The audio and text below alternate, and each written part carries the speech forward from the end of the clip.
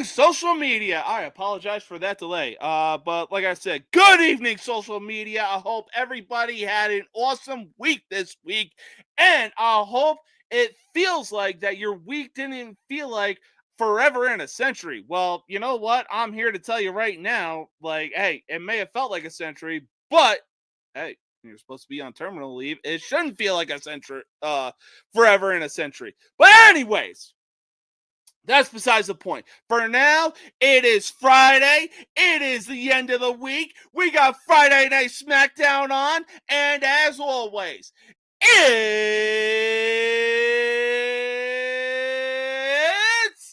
time for the most uncut, uncensored, and uncut, unfiltered, and uncensored sports talk show you will find on social media. And at the end of the day, you will know whose game this is and why we are the world heavyweight champion with everybody saying no mercy sports. Let's get into it, baby. Nobody can stop me now.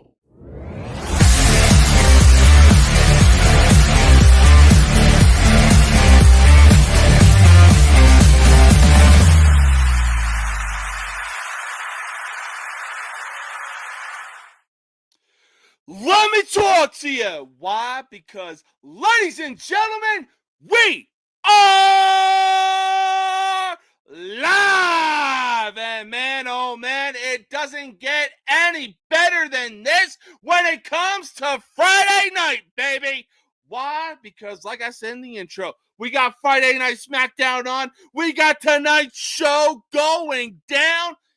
Oh my God. On top of that, we also have so much to discuss with tonight's episode. It's not even funny.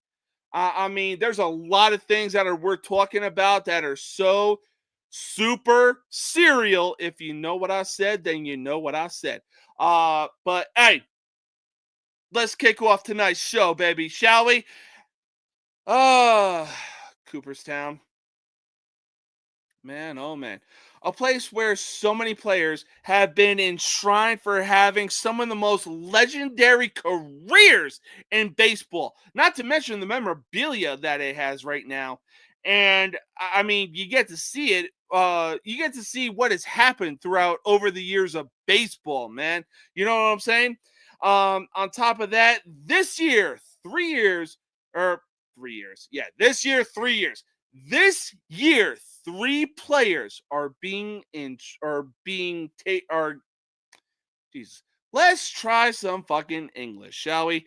This year, 3 players are taking a permanent trip to Cooperstown for the careers that they have had over the time of playing baseball. Those players being Ichiro Suzuki, CC Sabathia, and Billy Wagner, baby. Now, it's definitely not disappointing to, get the call from Cooperstown to be like, hey, we're going to induct you into the Baseball Hall of Fame. On top of that, it's also like, hey, where am I going to go? I spent most of my career here. I spent a good majority of my career there, so on and so forth. I mean, we already know that Ichiro Suzuki has been inducted into the Seattle Mariners Hall of Fame. But speaking of Ichiro Suzuki, it's not a disappointing thing when Cooperstown comes a calling to let you know that you are being inducted into the Baseball Hall of Fame. What's really disappointing is the voting process.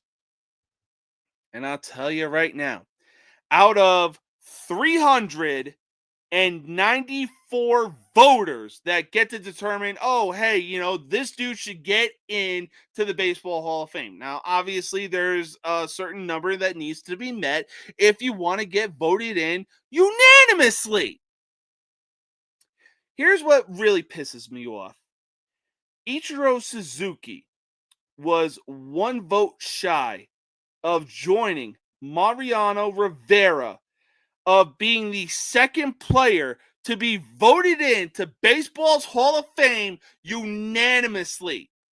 Now, obviously, we don't know who that guy is, what he does, or anything like that.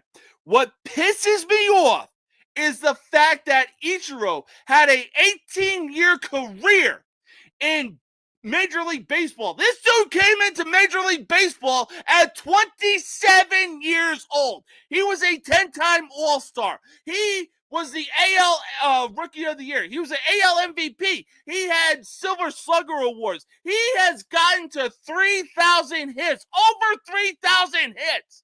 And this dude decided, oh, well, you know what? He's not getting in. He doesn't have my vote to get in. I'm just gonna skip ahead and get to the question immediately.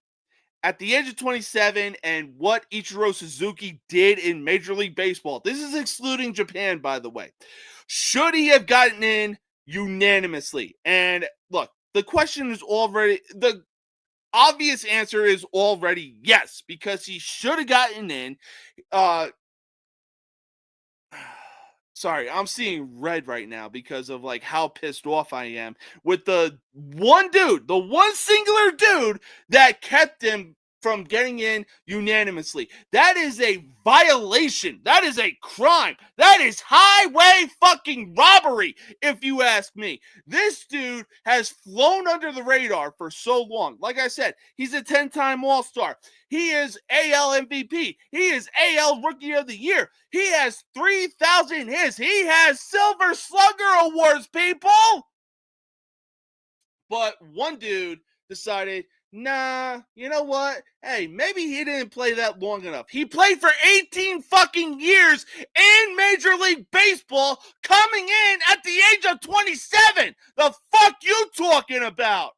This dude, past 2010, never saw a 200 hit season, yet somehow he still got to somehow he still saw the record of 3,000 hits. The dude got his 3,000 hit on a fucking triple against the Rockies, for crying out loud. This dude has done everything there is to do except win a championship. And that is probably the reason why he was snubbed of getting in unanimously.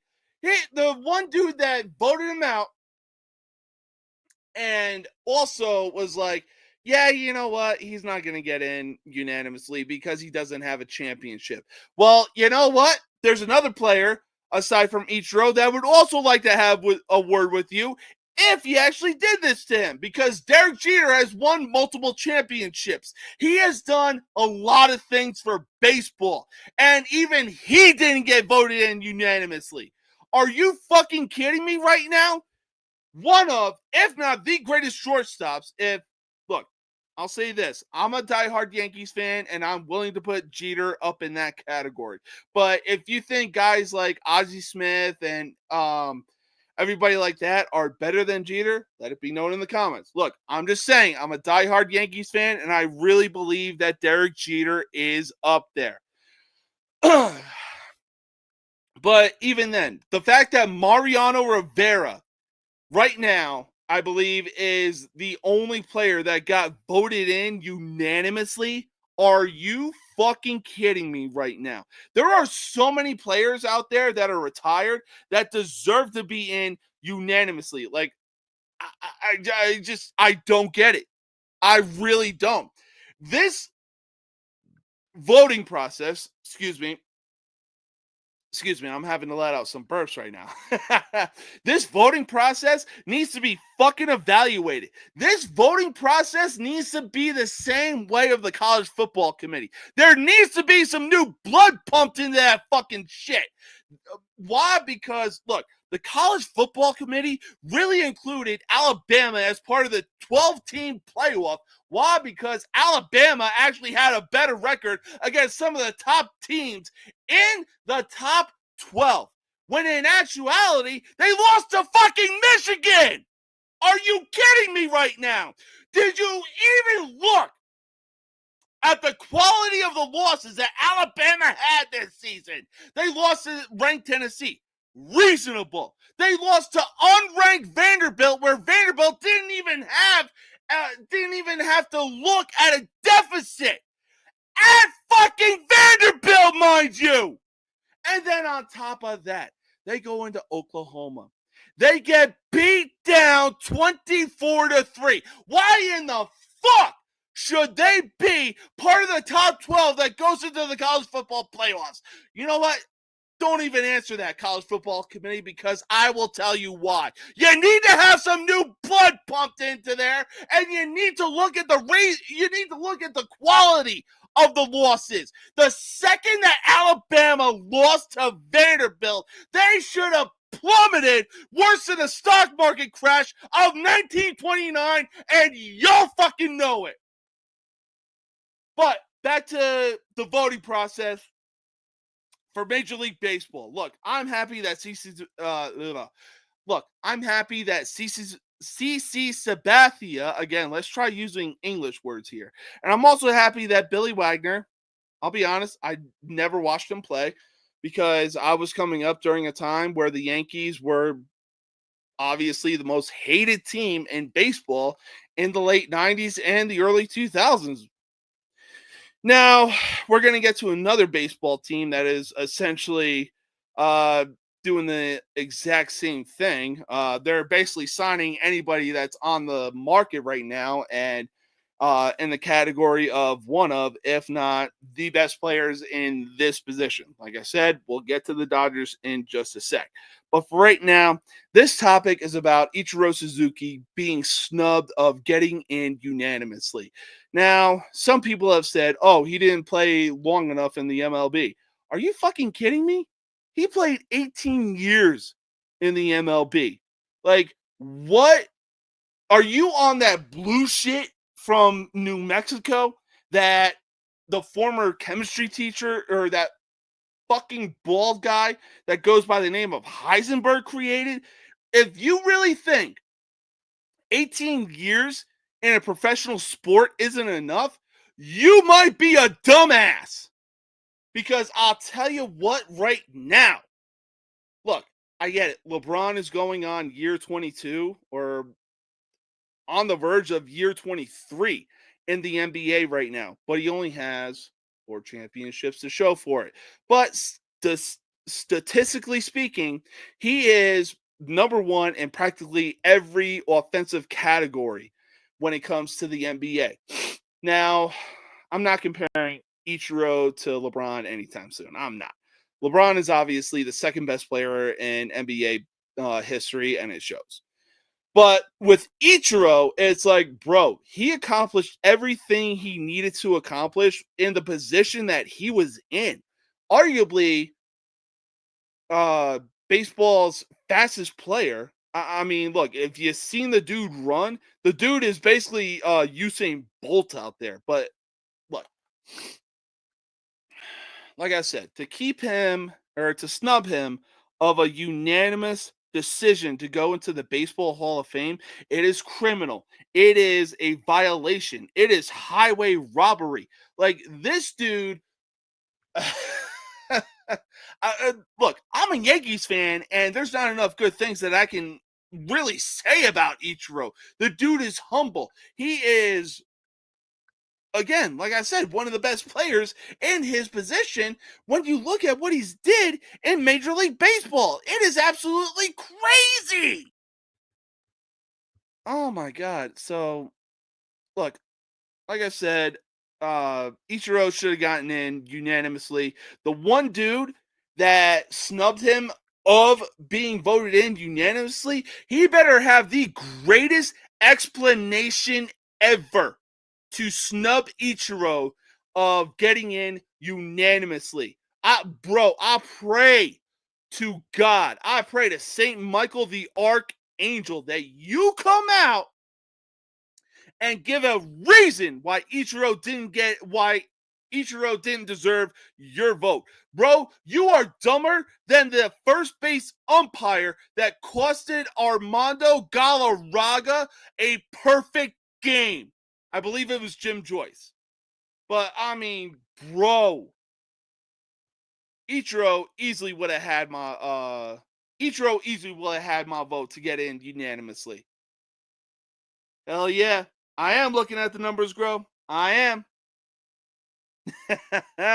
Numbers are growing, growing, growing, baby. And I love it. Let's fucking go.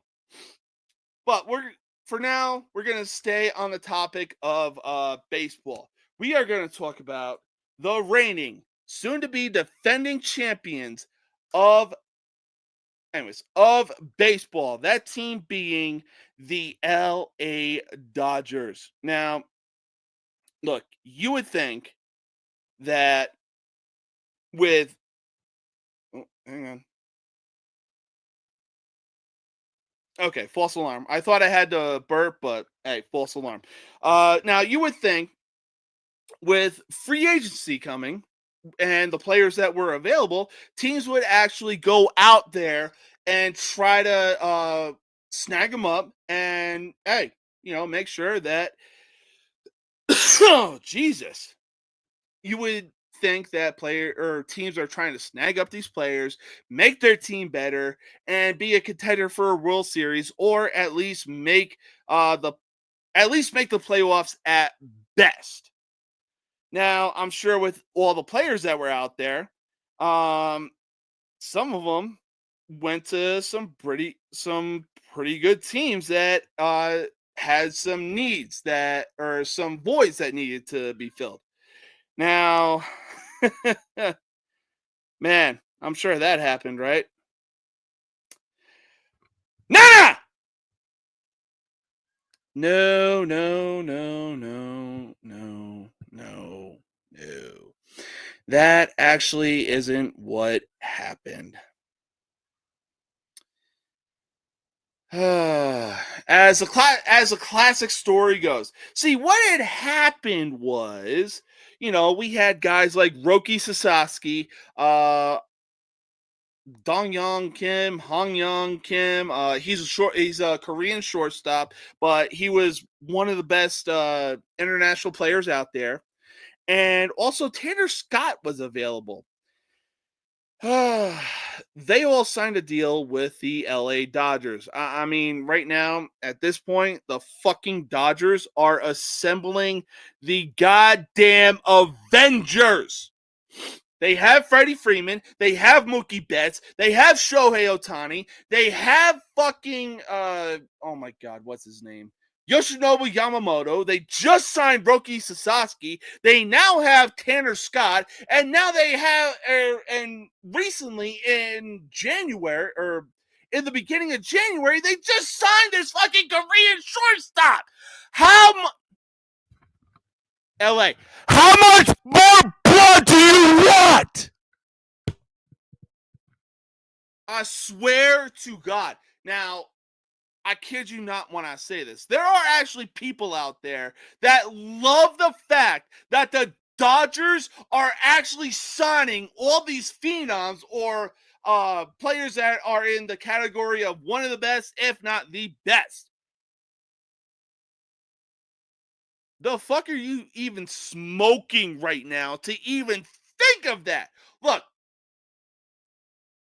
it's one thing to say, hey, we hate the Yankees because they were the dominant team of the late 90s. They were still the dominant team of the early 2000s, but then they essentially began to fall off because the Red Sox lifted their curse. The Marlins beat them in the 2003 World Series. The Diamondbacks beat them in the 2001 World Series.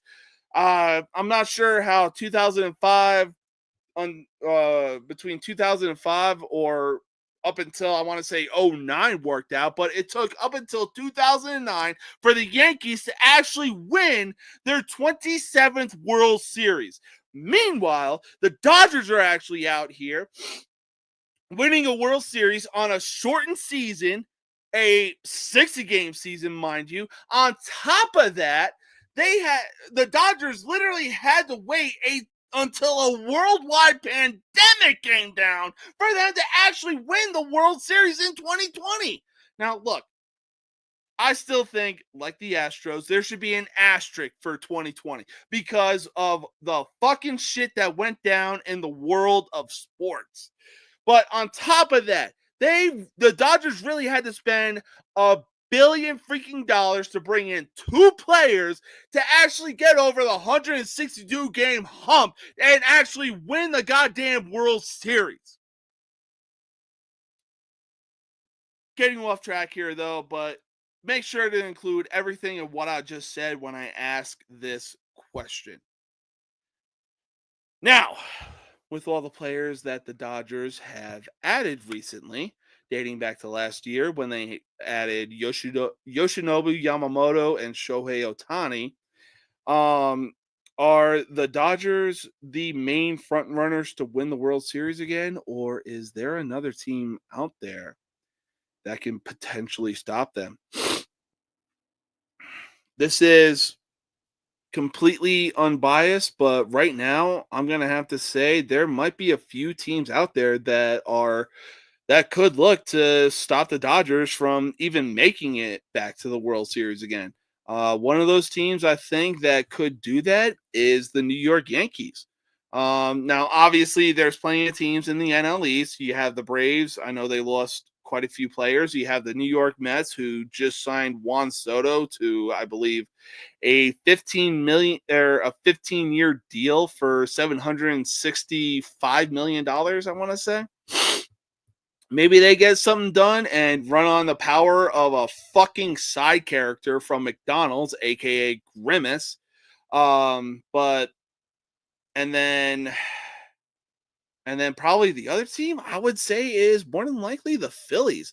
Look, the Phillies have been building up a team right now to win a World Series. And right now, their best chance at winning a World Series was in 2022 when they faced the Astros in the World Series. I mean, look, they had the momentum on their side going into that World Series when Bryce Harper had the swing of his life against the San Diego Padres.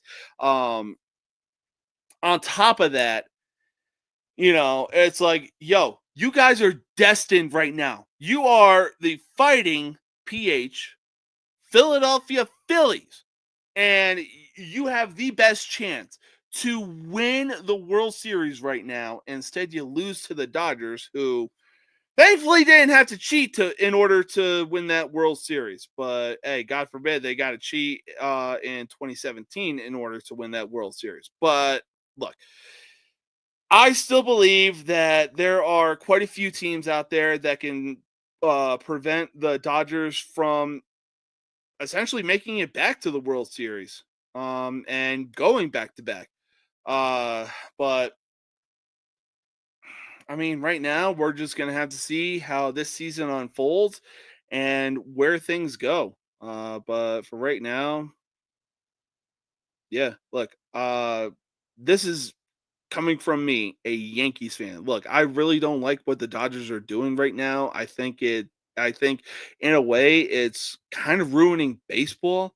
Of like, oh hey, this phenom from Japan is available. Bet we're gonna sign him to a 3-year, just under $15 million deal. Oh, one of the best relievers is available. Oh, and he's from our rival team. Okay, bet we'll sign him to this kind of year deal for this amount. One of the best one of the best Korean shortstops is available. Okay, bet we're still gonna sign him. Like, yo, there's 31 or uh, there's other teams out there that are looking for missing pieces right now. Are you fucking kidding me, Dodgers? Jesus, Marion freaking Joseph. Look, we're going to have to talk about something else before my blood pressure goes through the roof and, I can submit and try to get another 10%. Anyways, we're going to have to talk about something else before my blood pressure goes through the roof faster than the host of Bar Rescue host John Taffer. But I think there's another way to do that. But, I really think that my blood pressure is still going to go through the roof. Now, the Ohio State Buckeyes are your national champions of college football. Now, after what looked like was going to be another blowout between the Buckeyes and the Notre Dame Fighting Irish, it looked as though the Buckeyes were going to get a commanding win, the same way that Georgia got a commanding win, very commanding, I might add, um, over TCU when the final score was 65-7. However, though, Notre Dame would mount a comeback. Unfortunately for them, it would be too little, too late. Now, they would go on to lose. Okay. Oh, there it is. All right. Sorry, I had to burp. Anyways, now, unfortunately, Notre Dame would go on to lose. Um, would go on to lose 34-23. They look, there was momentum on Notre Dame's side. There was no question about that. Anyways, now, despite how the season ended for Ohio State, with them losing to Michigan, with it being literally their best year to beat their rival Michigan, I know for a fact I'm going to catch some heat from a certain somebody. This being that certain somebody, I know I'm going to catch some heat for this, but frankly, I do not give a singular fuck for what I'm about to say. Now, despite how the season ended for Ohio State, and then going on a national championship run, should the Buckeyes keep Ryan Day as their head coach? I say no. Or actually, you know what? I'm 50-50 about it. I'm 50% like, yeah, you know what? Buckeyes should keep oh, the Buckeyes should keep Ryan Day as their head coach because he won Ohio State in a national championship. I believe their first one since I want to say '02, when Ohio State played Miami in the national championship. And Miami was fucking robbed of that national championship, mind you. Anyways. But for the other 50%, I want to say no. I don't think Ohio State should keep Ryan Day as their head coach. Look, I know what I'm saying right now. I know it might sound like crazy talk. I might have just did that a few seconds ago, but look, I know what I'm talking about right now. Ryan Day, in the last 4 years of being Ohio State's head coach, has lost to Michigan all 4 years. You know how embarrassing that is for those Ohio State players to go into the NFL. Oh, you played for Ohio State? Surely you beat Michigan. No, we lost. Even though fucking Ohio State was on a God knows how long winning streak against Michigan. Like, get the fuck out of here. No, look, at least last year, Michigan beat Ohio State and then won a national championship. Not lose 13-10 when they were favored by 20 plus points, but still won a national championship. Look, it's one thing to beat your rival. All right. It definitely is one thing to beat your rival because some schools would consider rivalry weekend to be the exact same as winning a national championship. But to beat your rival and then win a national championship, you know the kind of bragging rights you're going to have? Oh my God. But Michigan, look, in some way, shape, or form, I'm with Michigan fans. All right. Hey, y'all might have won a national championship, but you didn't beat us for the last 4 years. We at least beat you and then won a national championship as well. Oh, well, you know what? Your national championship has an asterisk because y'all were under the investigation of cheating because of Connor Stallions. Okay, cool. We lost a lot of things to the NFL, and we still beat y'all in rivalry week when y'all were favored by God knows how many fucking points. Jesus, Mary and freaking Joseph. But look, like I said, I am 50-50. about Ohio State keeping Ryan Day as their head coach. Look, I'm 50% like, hey, yes, he should stay. There is no question that he should stay because he won Ohio State their, like I said, I want to say their first national championship for the first time since 2002. But at the same time, you go 4 years. Not one, not two, damn sure not three, but 4 fucking years of being unable to beat Michigan. And this year was your crowning moment. Michigan literally lost everything to the NFL. Their quarterback, their head coach, God only knows where Connor Stallions is right now. But Michigan lost a lot to the NFL. And you are in your home stadium. You literally allowed Michigan to walk in. I don't care what anybody says about Michigan's defense, all right? Michigan held it down defensively. But for Michigan to beat Ohio State 13-10, look, in some way, shape, or form, Ryan Day has to be out of there. For that literal fucking game alone. I don't care what anybody says. That is my opinion. And on some level, that is what Ohio State should do with Ryan Day. Now, again, like I said, I am 50-50 with this. And on another level, Ohio State should also consider keeping Ryan Day because he won Ohio State a national championship.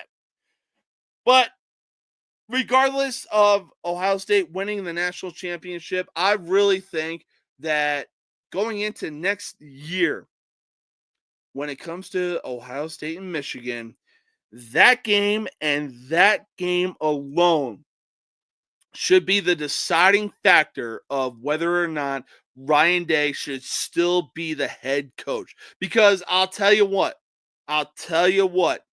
Ohio State, I hope y'all are tuning in. I hope the higher-ups are sitting down watching this, and I hope they have their eyes peeled and ears open, because whether you want to or not, let me talk to you. If you can't, bro, guys, if you go five, sorry, had to do the John Cena thing because it's a force of habit at this point. If y'all go 5 years, 5 straight years losing to Michigan, Ryan Day should not have a job there. Because he can do a lot of things. He can give them 10, 11 win seasons. He can get a national championship. But the one thing he can't fucking do is beat your biggest rival. And look, some would even say that Michigan and Ohio State is the biggest rivalry in college football. And for good reason, too. Now, I obviously have Auburn versus Alabama, a.k.a. the Iron Bowl up there, and there's no denying that. But over the course of what's happened with Jim Harbaugh being the head coach of Michigan, and since Ryan Day has been the head coach of Ohio State, look, yay, won a national championship. Good for y'all. Good for y'all. We'll see what happens next year, all right? We will see what happens. But until then, for right now, we are going to take our first commercial break. We will be back in just a minute, y'all. But, hey, during the commercial break, be sure to check out this show, Game Day Countdown with Beck and James, as we go over some of the things that have been happening in football, the recent hires, the recent fires, the recent teams. There are the 2 remaining teams that need to find a head coach. The teams moving on to the Super Bowl. Man, oh man, be sure to tune in Sunday morning. You are not going to want to miss it. Until then, we will be right back in just a bit. Game Day Countdown with Mac and James.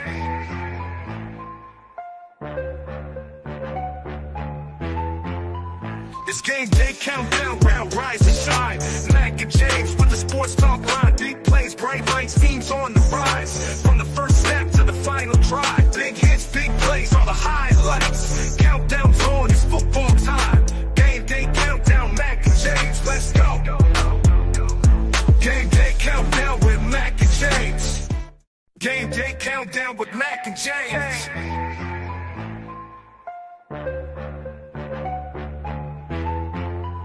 It's game day countdown, round rise and shine.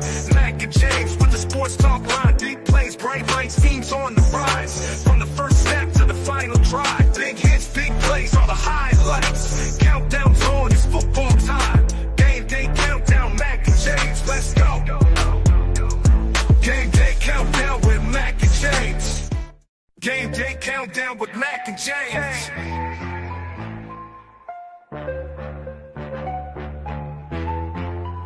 It's game day countdown, round rise and shine. Mac and James with the sports talk line. Big plays, bright lights, teams on the rise. From the first step to the final drive. Big hits, big plays are the highlights. Countdown's on, it's football time. Game day countdown, Mac and James, let's go. Game day countdown with Mac and James. Game day countdown with Mac and James.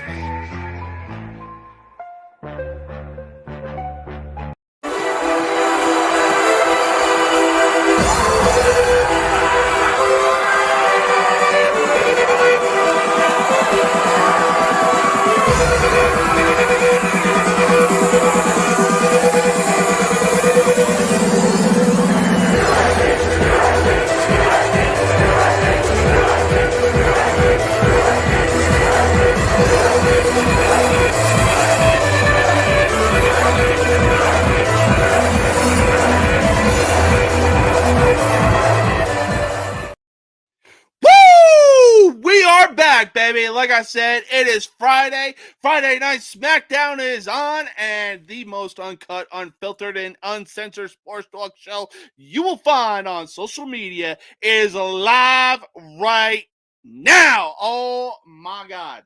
Now, everybody that's tuning in, I want to thank y'all. Fucking 82 people that are tuning in right now. Y'all are awesome. I appreciate every single one of y'all. And hey, fear not, there is another live stream coming up. But for right now, hey, just be on the lookout for imitators, all right? You know, there's originators, obviously me, and then there's obviously imitators that want to copy your style. Looking your way, Drake. That want to copy your style, bar for bar, blow for blow. You know, hey, look, I've been doing this shit since the show started. Anyways, I'm getting out of control here. But the conference championship games are set, baby. Woo! Oh my God, the divisional games were quite entertaining. And quite the sight to see, especially the Chiefs versus Texans game. I mean, look.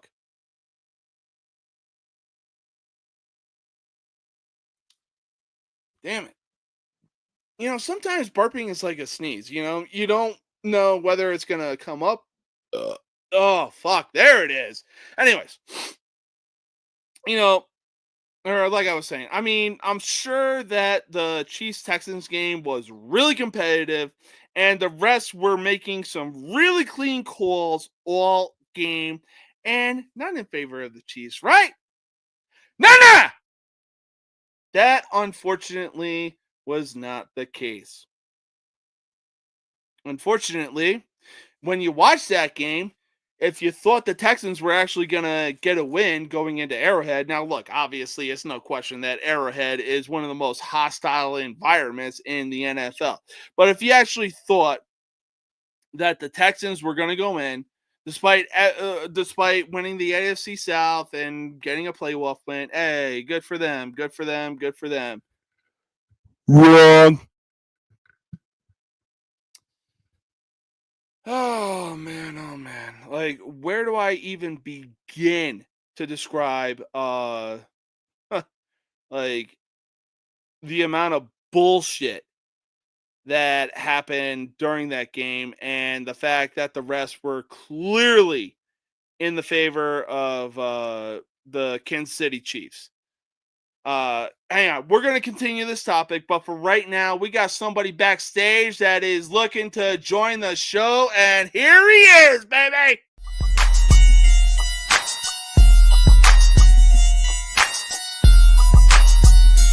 Drink in my cup, in my hand. Oh, from my youth, cause they know I'm the man. Oh, from my youth, cause they know I'm the man. Oh, from my youth, cause they know I'm the man.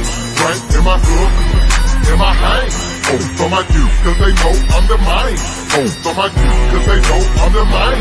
Oh, from my youth, cause they know I'm the man. Drink in my cup, in my hand. Blow on my dude, cause they know I'm the man. I'm in the VIP cause I'm very important. Unfortunately, I see some niggas I can't stand. So I step to them suckers and confronted them like I should. We can settle this now, we can settle this in the hood. So what y'all wanna do? I gotta... E40, I salute you, baby. But Big Mac, what's going on, my man? How you doing? What's up, man? Raced home from work. Hey, it's all good. Look, hey, like I've been saying, we have a lot of schedules. Sometimes they're not going to add up. It is what it is, you know. Well, unfortunately, the adult life sucks. so my new schedule, I'm trying to make sure that I can do Friday evenings after 9. And that's the only bad thing. It's going to be after 9 is when like I should be home by 9:15. Around this time is what time I'll be able to jump on regularly. But Sunday mornings we'll be back on next week. Unfortunately, this Sunday is my last Sunday working, but that's the good thing. We will have NFL Sundays for the rest of this year, and Hell we will yeah, break dude. down. We'll do divisional breakdowns. We'll do the what was free agency. We'll do the draft. We'll do all the breakdowns, all the hot topics, coaches, you name it. We'll cover it. Hell yeah, absolutely. So for the first portion of the show, I was talking about Ichiro being snubbed of getting into the Hall of Fame unanimously. How the fuck that even happened is mind-boggling. It is 100%. Like, I mean, the whole thing is okay, and I will say this, and Ichiro will say this, and most of the people around him will say he's a Hall of Famer, and that's the only thing that matters. Yeah.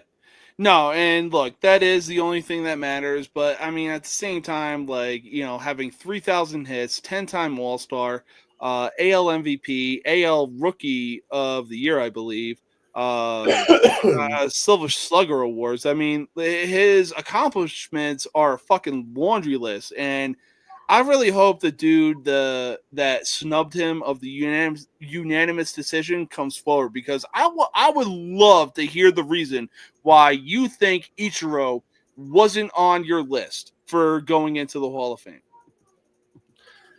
Yeah, no, I mean it would definitely have to be some crazy reason. Because I mean, let's be honest here. We all know Ichiro. If any of us would have been in that like position, we 100%. Oh yeah. Oh But, yeah. So again, it must be, and I'm guessing probably a stats guy, somebody who's just, I don't know. Probably didn't play long enough in the league or what the fuck ever. But I mean, hey, like the Tootsie Pop commercials, the world may never know. I mean, look, you got a good point, but again, it's the whole thing is I'm like 90% sure it's one of the stats guys that just felt like somebody else had better stats. Yeah, that wouldn't surprise me as well. Another topic I was talking about was the Dodgers were signing people left and right on the free agent market. You know, they landed Japanese pitcher Roki Sasaki. They landed Tanner Scott from the Padres, I want to say. They have Korean shortstop Hong Young Kim, or whatever the fuck you want to, whatever the fuck his name is right now. And they're already adding these players to an already stacked roster. Are the Dodgers the main front runners to repeat for the World Series, or could there be a team standing in their way? No, they're right now they are the front runners. Like, don't get me wrong, you got the Orioles look good, the Yankees look good. You know what I mean? Like, you've got teams like that look good. The Braves are going to look good. Again, so there's going to be competition for sure. But as far as like, they're the front runner. They're supposed to be. They've spent the bankroll, and they're going to continue to spend money to win championships and to bring more dollars. That's what it's all about. Oh yeah. No, like I fully agree that they are the main front runners, but I also think that there are some teams out there that could prevent them from going back to the World Series again. I don't see anybody on their side that is 100% capable of beating that roster. That roster is stacked. Mm-hmm. But barring, like you said, like, are they going to be able to be beaten? Yes, every team is able to be beaten. Yep. Okay. But are they going to get beaten more often than not? No. Now, look, I will say this. I'm about to make a movie reference. Right now, they look like Ivan Drago. They look damn near unbeatable. But somewhere in the other divisions, there's a Rocky waiting to go into their hometown and beat them. But we shall see what happens. Pitchers and catchers, I believe, report sometime in February, and man, oh man, I cannot wait. But for right now, Ohio State Buckeyes are the national champions of college football, and I called it. So I'll say this: what looked like it was going to be a blowout, similar to that of Georgia facing TCU, and Georgia getting the win 65-7. That's what it looked like. Notre Dame would make somewhat of a comeback. Unfortunately, it would be too little, too late. Yeah, no, I mean, and that just shows you what a hell of a coach Notre Dame has. Mm-hmm. Okay, he is a hell of a coach. At no point in time in his mind did he call it quits. No, and I love that for him. But again, it was not his day in the sun. It was not his day in the sun. It was Ohio's day in the sun, and them boys deserved it. The comebacks, the adversities, the games, and the teams that they played. They played the best teams, and they beat them every step of the way. Like, yeah. It was like, I mean, don't get me wrong. The Texas game that came down to the fourth quarter. Okay. That 100% came down to the fourth quarter. But again, that defense standing stout, that defense getting a turnover, a scoop and score. And then again, for them to go to the national title and win it in the fashion that they did, like you said, it wasn't complete dominance, but I mean, they had that game in the bag. There was only about 5 minutes of that game where it was like, maybe, but again, I pulled it out the other day, and I'm going to pull it out again. Yes, Ohio State. How you doing, Mr. Smith? I'm telling you, this kid is going to be a first-round pick, generational talent wide receiver. I hope to God the Baltimore Ravens draft this kid. Okay, because I mean, he's going to be coming out in like, I think, 2 or 3 years. Yeah, he wants to break records at Ohio State. Oh, for sure. Okay. Would you put him in the same echelon that Marvin Harrison Jr. was in? Like, the dude was a freak of nature. 14 touchdowns in 10 games. 14 touchdowns in 10 games. We're looking at averaging 2 touchdowns per game. He just turned 18. He was 17 years old to start the season. Yes. Look him up. Is this the same 17-year-old that came from Alabama, or is he still there? I don't know if he's there. I don't know. I don't know if I was going to say, because I know Alabama has like a 17, 18-year-old wide receiver, and the dude is crushing it. Yeah, it might be. It's got to be a different person, obviously. Yeah, no, for sure. It might be. Maybe I have his backstory mixed up with that guy. I don't know. Somebody was talking about him, and I thought it was this guy that they were talking about. I could have swore they said Ohio State, and they were talking about Smith. It's obviously I got his jersey. So that goes. But hey, look, regardless of how things turned out for Ohio State, winning the national championship and everything like that, should Ohio State consider keeping Ryan Day as their head coach? I mean, yes. Now, don't get it twisted, okay? And it's crazy to hear this, but yes, it's 50-50 on would you rather win a national championship or guarantee a win over Michigan? Okay. Yeah. And 50% of that's the people, literally what I said. I'm 50-50 about it. But at some point, Michigan can literally say, hey, we beat y'all, and then we still won a national championship. You guys lost to us. However, yes, you won a national championship, but hey, good for you. We still get to hang it over you that we beat you guys when you were favored in that game. Yes, absolutely. I 100%. I can't give it, but guess what? That if not for that game was the turning point of the season. When they lost that game, went into the playoffs and ran the fucking table and won the championship. Now, listen to me. And again, back to Ryan Day, that's the reason why he's keeping this job. That national title is the reason why he's keeping his job. Big facts. If he would have lost in these playoffs, he probably would have been fired. Oh, for sure. They probably let him go.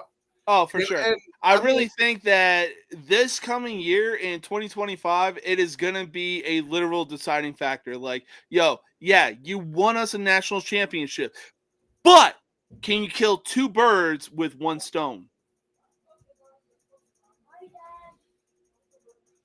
So we will see what happens with Ohio State. Oh, shit. We are at over 100 people tuning in right now. Big salute to all of y'all, man. Big salute. Thank you. But for right now, we are moving on to some of the things that are going to be happening this weekend. That thing being the conference championships. Now, they are set. And the Texans went into arguably the most hostile environment in the NFL. Obviously, you can make an argument that the Seahawks are also a hostile environment. But I mean, hey, I'm sure the game was clean. The refs weren't making calls for the Chiefs and everything like that. You would think, right? Nah. Wrong. No, the fucking refs, whatever the fucking Chiefs are doing, they're on that Bohemian Grove, Taylor Swift, fucking black magic type of bullshit. But what's even crazier is that former NFL player TJ Houshmandzadeh literally made a tweet about the game. And Texans running back Joe Mixon got fined for that shit. But hey, got to give credit to where credit is due for Joe Mixon, because he went back onto Twitter and goes, oh, hey, I got fined for what a former NFL player said. Am I going to get fined by the NHL just because two players get into a fucking fight? Hey, I stand with Joe Mixon. But, I mean, look, if the Chiefs move on to the Super Bowl, would this be the most rigged season for them? Yes, I would say this is probably one of the most blatant rigged seasons. Yeah, no, I completely agree. I mean it's just there's been so many suspect calls and so many of their wins. Like, it'd be different if it was 2 or 3 wins or 4 wins or 5 wins or 6 wins or 7 wins. But it's over 8 wins. 8 wins come with tons of penalties, skeptical fucking penalties at that. And then, again, like I said, it just so happens that the only team that beat them this year was the only other team that the refs seemed to like. We're Being gonna get Buffalo to that team in a bit. So, yeah, don't get me wrong. I like out of the two, I'd rather see the Chiefs in the Super Bowl. I know, but fuck that. I listen. The way you play matters. Okay, the bullshit refs matter. And that's what makes me make the decision on fuck that. I'd rather see the Chiefs go into the Super Bowl and lose. I want to see Patrick Mahomes lose in a Super Bowl rather than see Josh Allen go to a Super Bowl at all. Now, is this a Ravens fan in you, or? Yeah, 110%. 110%. Like, bro, again, I watch the Bills do some dirty shit to Lamar every time we play them. What the hell did the Bills do? That was dirty. What do you mean? They tackled Lamar fucking 3 feet out of bounds and slammed him all the way in the side. Like the fact that a crowd of people was picking him up from the sidelines. Like, dude, like if that would have happened to Patrick Mahomes, are you? Oh, they're going to fucking lockdown unnecessary penitentiary. Roughness, 15 yards. They're going to lockdown penitentiary. Like, are you fucking kidding me? And then the same thing, Matt Collins. Matt Collins want to be a bad boy. He want to be Mr. Tough Guy, Mr. Barefoot. That's okay, motherfucker. I was just gonna say, technically, he is a bad dude walking into the stadium in sub-zero weather, man, barefoot. Whatever. That dirty shit he did to Marlon Humphrey, literally ran at him, full straight with his face, wham, planted him right in his fucking face, helmet to helmet, and then drove him all the way down into the ground, pushing all his weight down on his face. And the fucked up thing was they replayed it, and fucking who was it? I think it was Tony Romo was like, yeah, that is a blatant call. And look, there's 2 refs in front of him, no call. Wow. And that he pointed it out. He showed the replay. How was that not a penalty? Well, I mean, look, I think that back out of field goal range, they don't kick that field goal. Look, I'll say this. I think the reason the refs didn't call it was because, well, you know what? It's not Patrick Mahomes, but hey, Josh Allen is at least close enough to be on Patrick Mahomes' level, so we'll give it to them. Wow. Like I said, the push off, there was like 4 plays throughout the game, but here's my biggest thing is, I don't put it on the players. I don't put it on Mark Andrews, his drop, his fumble. No. It's John Harbaugh. It is John Harbaugh's fucking fault the Ravens lost that. Okay? You go for 3 points instead of going for it on 4th down.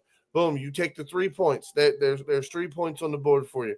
So you take those 3 points. When you do score the next touchdown, you kick that field goal. Okay, now that's 4 points. Right? Okay, so then we scored the other touchdown. Okay, so that's 5 points. Okay, even if you give Bills all the points that they did score, so we didn't get any of the stuff they did score, all the points that they did score. Okay, I mean, hey, look, you add those 5 points. Hey, credit to the Ravens defense where credit is due. They held the Bills to 6 total points in the second half. The Ravens defense has all my respect in the world. Yeah, I mean, but that's my whole thing is the no flag being thrown on that Lamar Jackson play meant a lot. But again, the not kicking that field goal in the first half, that is when I was like, we just lost this fucking game. Well, yeah. You take the points. This is the playoffs. You take the fucking points. So, like I said, it's not on Lamar. It's not on risk. It is on John Harbaugh. The Ravens, again, I say this again, they're not going to be able to win a Super Bowl with him. We live and die by our coordinators because of John Harbaugh. Look at his history. Look at his background. This man is a special teams coordinator at heart. That is what this guy was known for in the league. Check his resume with Andy Reid, special teams coordinator. So, hey, look, I'll say this. He has a better playoff history than Mike Tomlin does. Okay, hold on. Look at his record after Ray Lewis. But that's what I'm saying. Look at this. Still It's has not better. better. He's It's not still better. better in the playoffs than Mike Tomlin. No. In the time that Mike Tomlin has gone to the playoffs, a coach was hired, a coach was fired, or a coach was hired. The same coach won the Super Bowl. The same coach was fired. He went to a different team. And then the same team that fired him rehired a fucking new coach. Oh.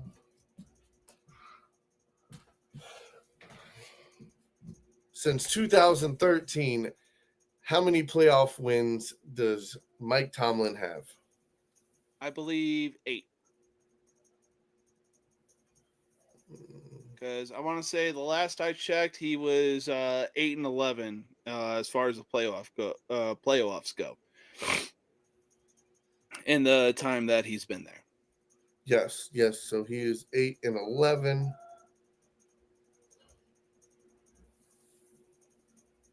John Harbaugh postseason record.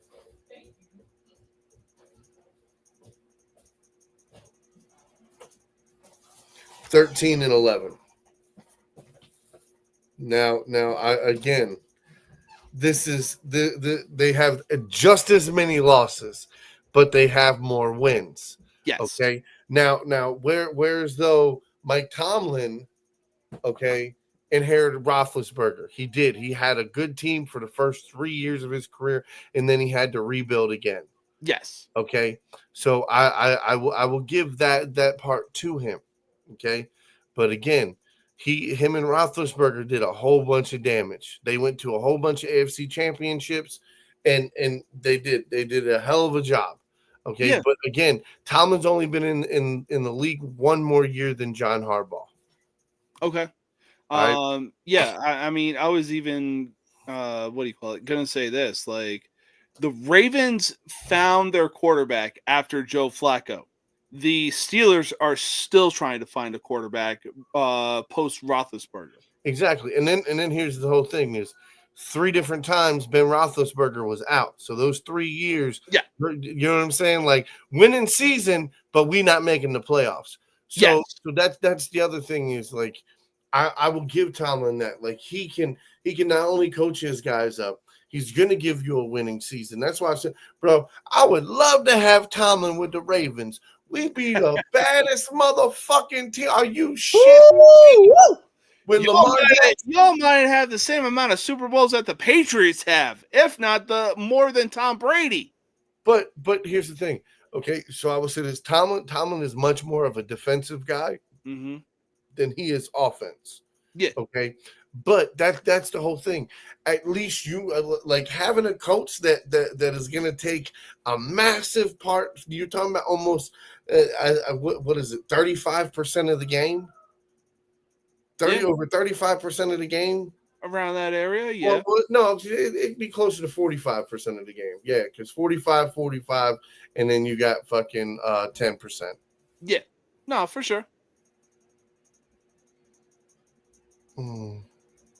But again, the whole thing is with the Mike Tomlin thing, with the John Harbaugh thing, it's making bad decisions cost you. Mm-hmm. And at this stage in the game, it's just like we're wasting Lamar's fucking window here. Oh yeah, no, the Ravens are no doubt wasting Lamar's prime years, and there's no question about that. Now, I will say this though, like in a lot of people, like when I break it down like this, it makes more sense to them.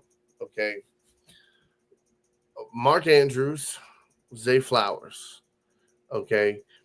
Out and Derrick Henry, okay. Those are his 3, what you would call main weapons.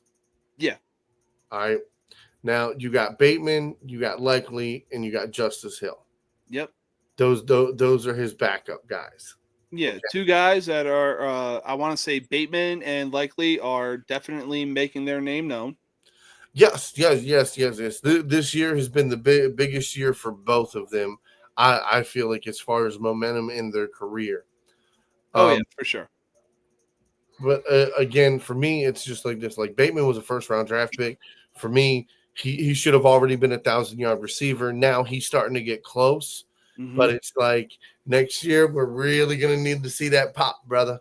We Oh, for sure. really gonna need to see that pop because it is. And then the whole thing is, if there's one thing that I think that we've needed, and I really think that I wish to God we would do something to get it back. I miss Kyle Juszczyk. Okay, I miss Kyle. Like bro, you don't know how bad I want us to trade for him. He is the one of the best dump off gadget players that the Ravens have ever had. Mm-hmm. And One of the best fullbacks in the game, arguably. Yeah. But the whole thing was like we didn't just use him as a fullback. We used him in all different kinds of gadget plays with Joe Flacco. We used him in all kinds of plays with Lamar's first year. And then he went to free agency, and they paid him over $3 million a year. And no fullback was getting that kind of money. So it was like, get your bread, dog. Get your bread. Facts. And unfortunately, he is on a team where their window is kind of closing. Yeah. So, hey, maybe go back to your stomping grounds. But regardless, I mean that's what we need. Me personally, I'd love to get a big wide receiver to put in the slot, keep Zay Flowers outside, keep Bateman outside, and then put a big body guy down the middle to run around with Likely and Andrews. Oh, and yeah. I mean, hell, could you imagine what a guy like Kyle Juszczyk would do for a guy like Derrick Henry in the backfield? Yeah, I mean, but that's the whole thing. Like, I'm not taking nothing from Patrick Ricard. Patrick Ricard is amazing, and he can catch for a big guy. He can move. He's very, very good at what he does. But my whole thing is, again, you're talking about somebody who's a little quicker, somebody who has you know what I mean, different abilities.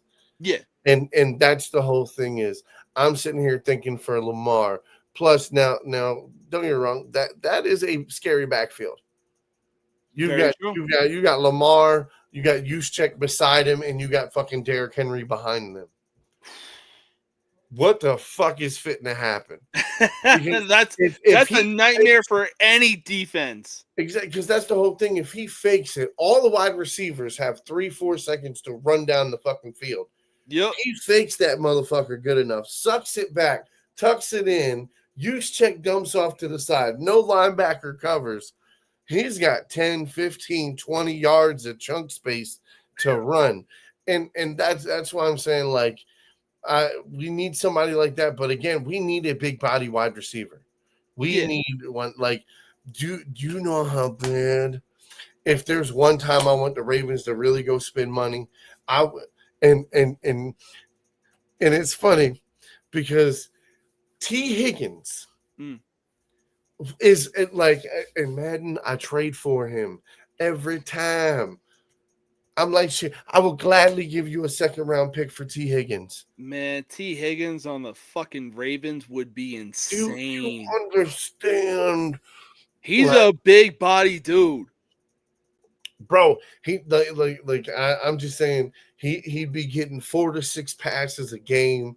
I mean, like when you're talking about a guy, like who are you going to guard? T. Higgins or Zay Flowers? But then again, oh shit, you also have Likely down here, and you got Andrews over there, and then oh fuck, Bateman's over there too. Sorry, my boy, the one they call the megastar, Mr.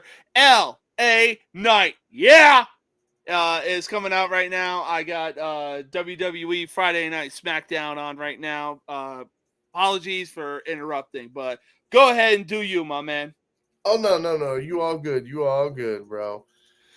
But on to the. Are we getting ready to break into the games? Yeah, we're getting ready to break in there. We got a few more topics to discuss. So for right now.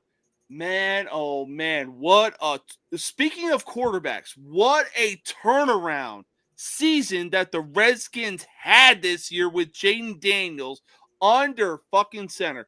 Now, call me crazy. I really think. Are you talking turnaround from last year? Yeah. Okay.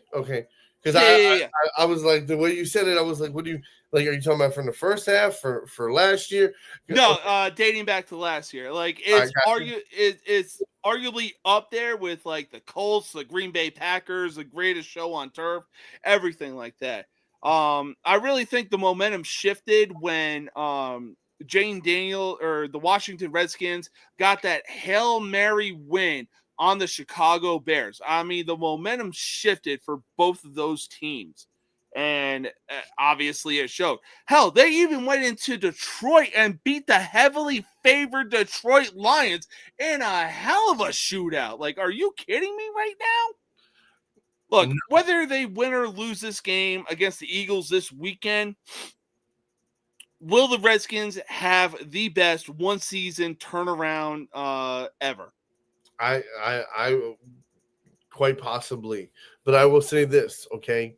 I said this, okay, and I know you heard Jaden Daniels was going to be the best quarterback in this draft. Yeah, I said that. I said that. I was like, look, I don't even know what the Bears saw in Caleb Williams, like, bro. But I mean, look, I'll say this: I think that if Jaden Daniels went to Chicago, the same thing probably would have happened. Nah, I don't. I mean, what we talking about? That happened to Caleb Williams, or that happened with him? If Jaden Daniels went to Chicago, he probably would have been the same way that Caleb Williams was, the most active quarterback in the league. No. With that defense. With the defense, yeah. With the offensive line that the Bears have, hell no. And Allen would have gotten sacked. And Allen, what man? They got weapons in Chicago. They do have weapons. They also have weapons in Washington. I mean, hell.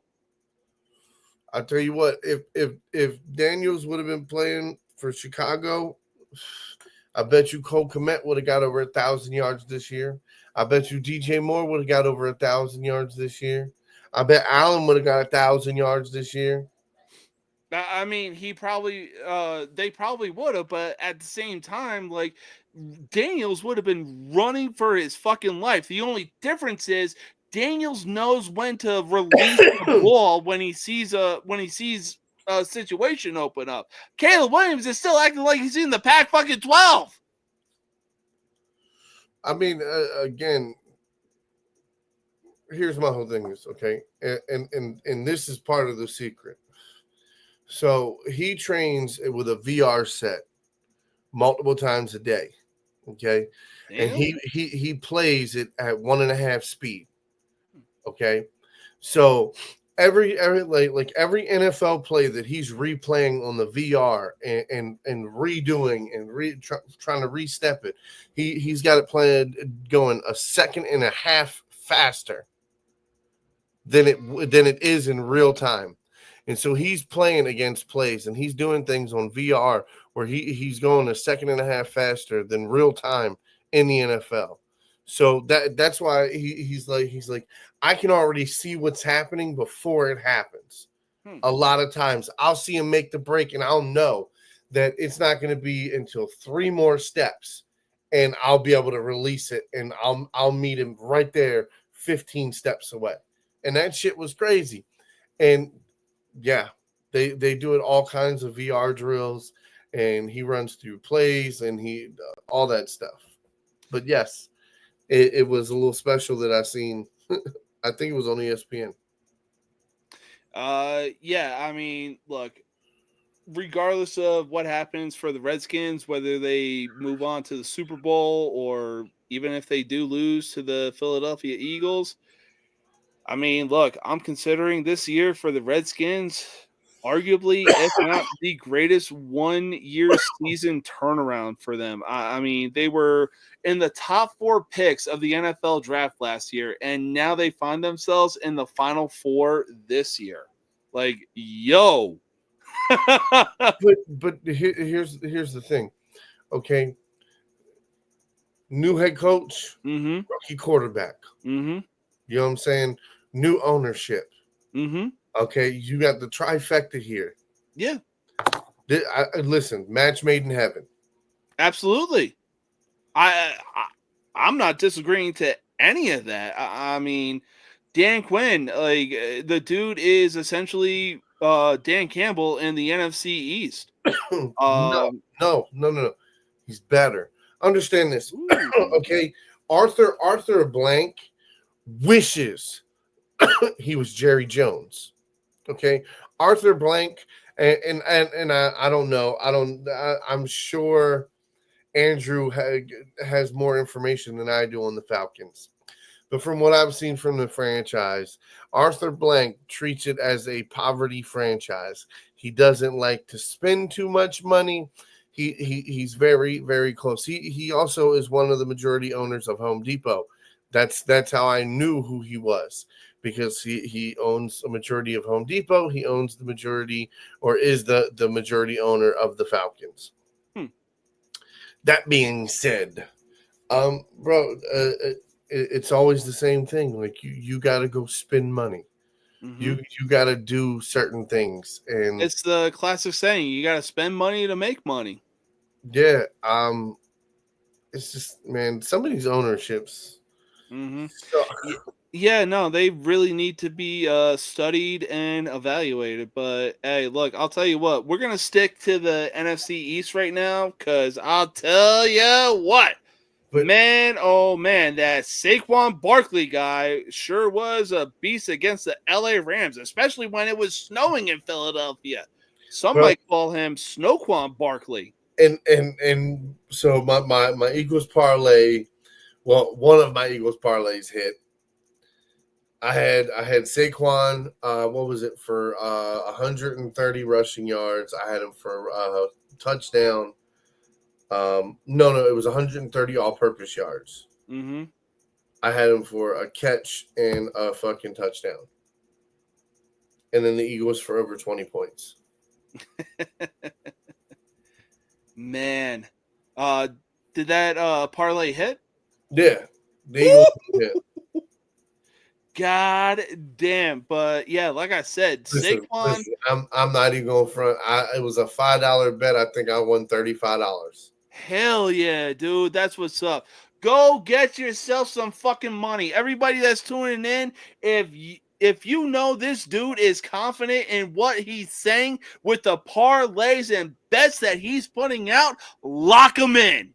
So I share spicy parlays on Facebook. Yeah, you do. TikTok. You know, search for me. You can find me. I'm tagged in a bunch of shows. We're all liking and linking each other. You can find us all. But yeah, I put my spicy bets out there. If you want my lock bets, if you want my other stuff, then contact me. Hit me up, and I'll try to help you as I can. Hell yeah, dude. But look, long story short, if the Eagles win the NFC Championship, move on to the Super Bowl, and somehow win that, will that show just how bad the Giants were using Saquon Barkley? I mean, it would just show how dumb they were. Yeah. Listen. You probably should have worded it like that. you let Saquon Barkley walk. Yeah. To keep Daniel Jones. Yep. To just then let Daniel Jones walk. Mm-hmm. What the? Even Saquon Barkley himself literally said, "I want to stay with the Giants." You should have given him the goddamn paycheck. Like, what the fuck? It don't make no sense at the end of the day.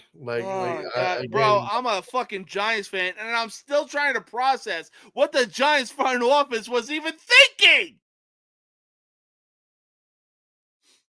Like, oh my God. Like, there's not enough alcohol on this planet to be like, yo, we literally let our best fucking player drive down the Jersey fucking turnpike to our rival, and now he's playing like he's back in his Penn State days. Yes, that's exactly what y'all did. Nah, I can't even say that. That's what Dim cocksucker. What is that GM's name? What's his name? Because he was Joe taking Shane. inputs. Huh? Joe Shane. Fuck you, buddy. Mm-hmm. Fuck you. Hey, look. No soup for you. Yeah, look, I'm right on that same train as you, because this dude literally had to ask his daughters and one son, "Oh, hey, who do you think we should get in this NFL draft?"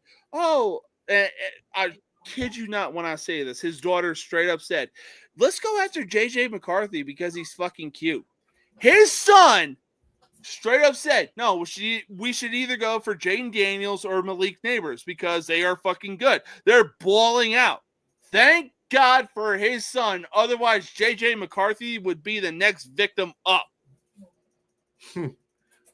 I mean, at least they hit on Malik Neighbors. They did. That they did. No, I'll for sure give you. I'll for sure give them that. Oh man, I mean these conference championship games are gonna be one to watch, and saved the second best for last because I know you're gonna be pissed about this one. Now you've heard of NC-17. I'm Commanders are gonna fucking win. Eagles ain't gonna win this motherfucking game. Hey, listen. hey, we got it. We got it set up for the next. Saquon is going to get some yards. Okay, I think he might get 80 to 100 yards. I think he's still going to get. I think he's going to get a touchdown. Okay, but I think what the problem is going to be in the second half. All right, they're going to double Brown. Okay, they're going to double Smith on the outside. All right, they're going to play single. Right, they're going to play single coverage with their cornerback. So it's going to mainly be nickel. All right, and right. Guess what? Everybody else is coming. Everybody else is coming. Hey, we shall see what happens. The Redskins are good on defense. They got some offensive weapons, you know. Listen.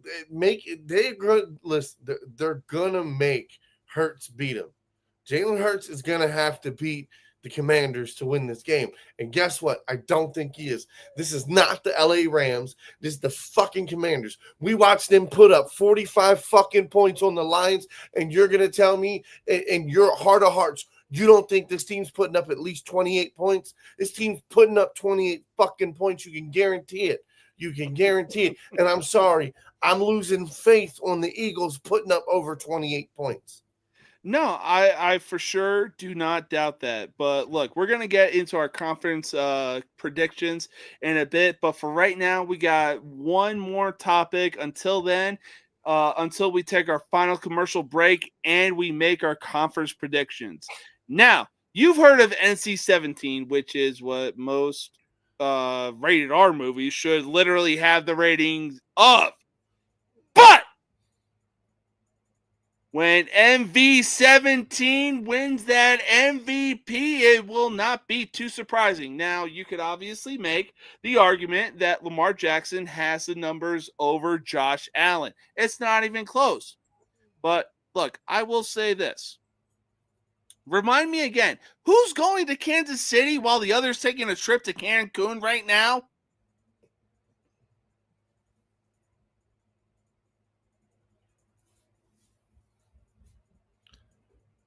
Oh, you want me to? Oh, I thought it was rhetorical. Oh. Lamar Jackson is fair enough. He's headed to Cancun. Yes, the Ravens. Yep, it sucks. It sucks, bro. Yeah. Yeah. Look, I have nothing but respect for Lamar Jackson right now. I mean, in a way, he's essentially the same way that Nikola Jokic is to the NBA right now. Yeah, the guy can win MVPs and everything like that, but at least Jokic actually has a championship to his name. You know? Lamar Jackson is 28 years old. He's got another decade left in the NFL. He does. I'm not denying that. Okay, but that's all I'm saying is the next 5 years are his prime motherfucking years, though, and that's what I'm worried about.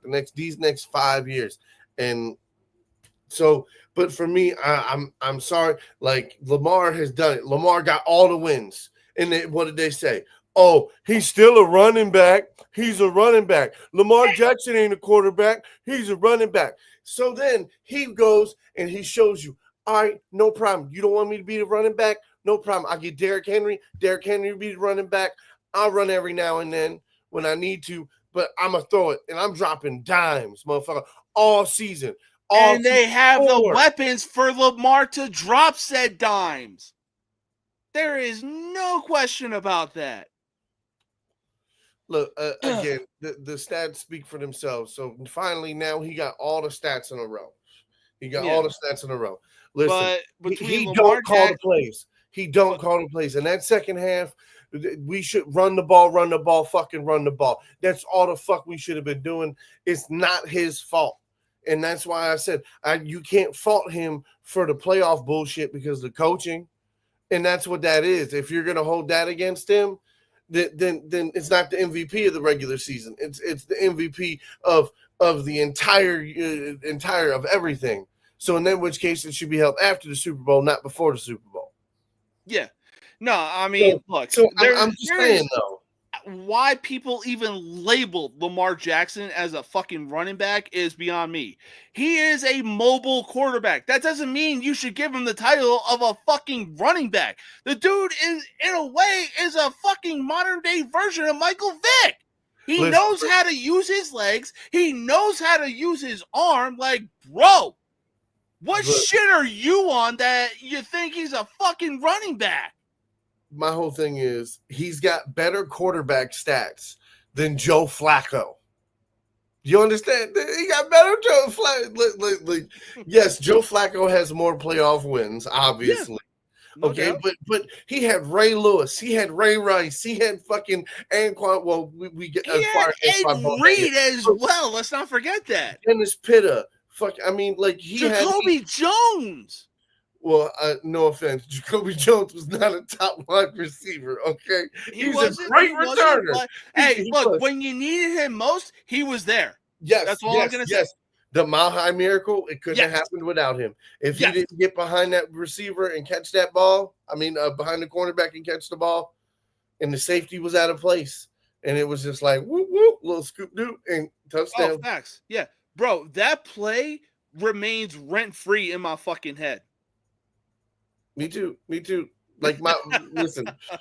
Not to mention his kickoff return in the second half of the Super Bowl. But before that last drive for the Mile High Miracle, okay, my buddy got pissed off, fucking threw the remote at the TV, turned the TV off, and fucking started throwing shit.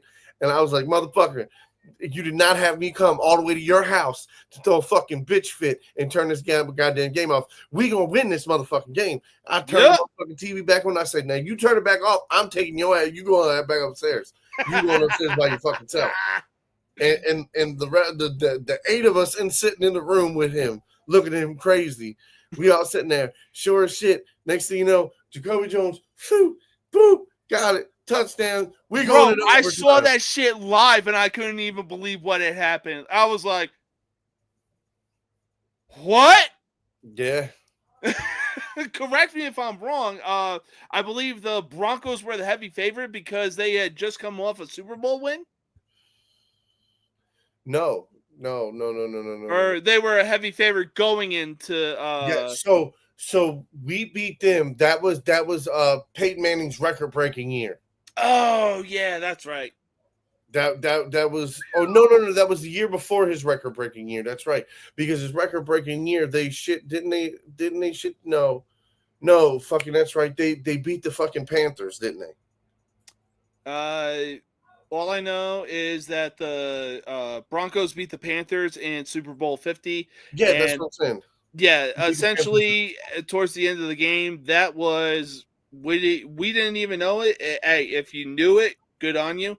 But that was the year that Cam Newton's career ended in the NFL.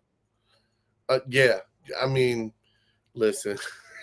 Like looking back, bro, you should have dove on the fucking football. Like, I mean, it's not even that. Like, there's just so many fucking things that you could call out on that. But onward and upward. Listen. For me, MVP of the regular season was Lamar Jackson. Okay, he got 12 fucking wins. He got all the stats. He carried the fucking team. I don't know if you guys watched the Ravens games, but the fucking defense didn't stop nobody. No, okay? and I agree. First half of the season, we were essentially 29th in every category. Okay, No, I agree. all the wins, the first 8 games of the fucking season, all those wins. Okay, we like, oh my god, we had 2 early losses. Yeah, I was fucking panic button. Okay. Well, no, like, here's how I see things. Through the first couple of games, the Ravens were mismanaging Derrick Henry. You have a 6'5", damn near 265-pound dude in the backfield, and you're still having to rely on your fucking quarterback? You can't get the fuck out of here. You can't run the fucking clock out when you have to score 3 touchdowns to win the game. I mean, that's fair, but still. And to understand that Lamar Jackson was fighting from behind and winning these games most of the year is still mind fucking blowing. Like it is, but at certain times it was like, yo, use Derrick Henry. He'll run the clock and literally lead you guys to a fucking win. Bro. You wouldn't have as many losses as you have right now, excluding the divisional game. Listen, he was You'd be in Kansas fucking City right now. I understand, but you have to. He was the number 2 running back in the league for rushing yards. Okay, number two. All right, so again, he did his job and then some. He pretty much averaged a fucking touchdown a game. Yeah. Okay, he was a fucking monster. I fucking loved it, and I can't wait for him to come back next year. Like I said, hopefully we go invest in a big body fucking wide receiver, and we go get our money's worth. Because at this point, I would trade my first round pick and give up fucking $20 million a goddamn year for T. Higgins. All right, so we are going to take our final commercial break, and then we are going to be back with the conference championship matchups. We will be back in just 30 seconds, y'all. Your best behavior, turn